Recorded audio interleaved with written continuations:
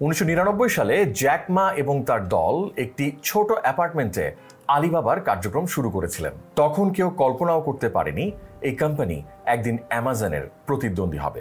আজ আলিবাবা শুধু ই কমার্সে নয়, বরং আর্টিফিশিয়াল ইন্টেলিজেন্স, ক্লাউড কম্পিউটিং এবং ফিনটেকের মতো আধুনিক প্রযুক্তির ক্ষেত্রেও বিশাল ভূমিকা রাখছে।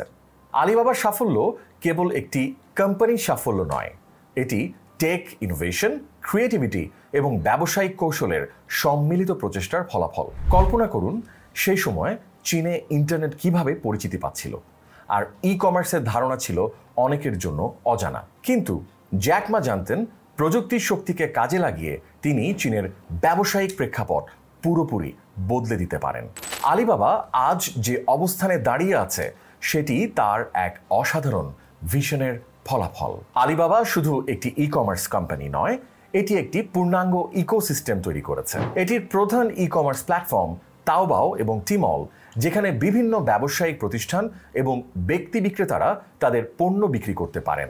এছাড়াও আলিবাবার আলিপে প্ল্যাটফর্মটি চীনের অন্যতম জনপ্রিয় ডিজিটাল পেমেন্ট সিস্টেম। আলিপের মাধ্যমে চীনের সাধারণ মানুষ তাদের দৈনন্দিন কেনাকাটার পেমেন্ট থেকে শুরু করে বিভিন্ন সেবার বিল পরিশোধ পর্যন্ত সবকিছুই করতে পারছেন।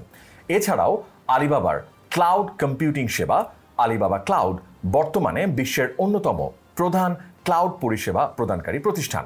এটি চীনের ডিজিটাল ইকোসিস্টেমকে শক্তিশালী করেছে এবং বিশ্বের বিভিন্ন দেশের ব্যবসায়িক প্রতিষ্ঠানগুলোর জন্য ডেটা ম্যানেজমেন্ট ও অ্যানালাইসিসে সাহায্য করছে।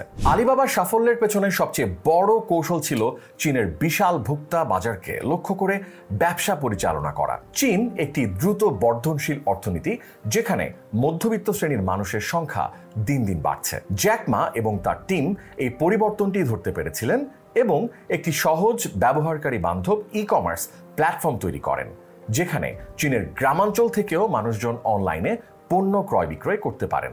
আলিবাবার আরেকটি প্রধান কৌশল ছিল লজিস্টিক্স এবং সাপ্লাই চেইনে বিশাল বিনিয়োগ করা। চীনের মতো বিশাল আকারের একটি দেশে কার্যকরী লজিস্টিক্স সিস্টেম ছাড়া ই কমার্সের সফল হওয়া প্রায় অসম্ভব। আলিবাবা তাদের সাইনিয়াও লজিস্টিক্স নেটওয়ার্কের মাধ্যমে চীনের প্রত্যন্ত অঞ্চল পর্যন্ত পণ্য পৌঁছে দিতে পেরেছে, যা তাদের প্রতিযোগীদের থেকে এগিয়ে রেখেছে। আলিবাবা এখন আর শুধুমাত্র চীনের একটি কোম্পানি নয়, এটি একটি গ্লোবাল ব্র্যান্ড। আলিবাবার আলি এক্সপ্রেস প্ল্যাটফর্মের মাধ্যমে বিশ্বের বিভিন্ন দেশের ব্যবসায়িক প্রতিষ্ঠানগুলো চীনের পণ্য ক্রয় করতে পারে। এছাড়াও আলিবাবার ক্লাউড কম্পিউটিং সেবা আন্তর্জাতিক বাজারেও বড় ভূমিকা রাখছে। তবে আলিবাবার ভবিষ্যৎ নিয়ে প্রশ্ন থেকে যায়। সাম্প্রতিক বছরগুলোতে চীনের সরকার এবং অন্যান্য আন্তর্জাতিক রেগুলেটরি বডির সঙ্গে আলিবাবার কিছু সংঘাত হয়েছে।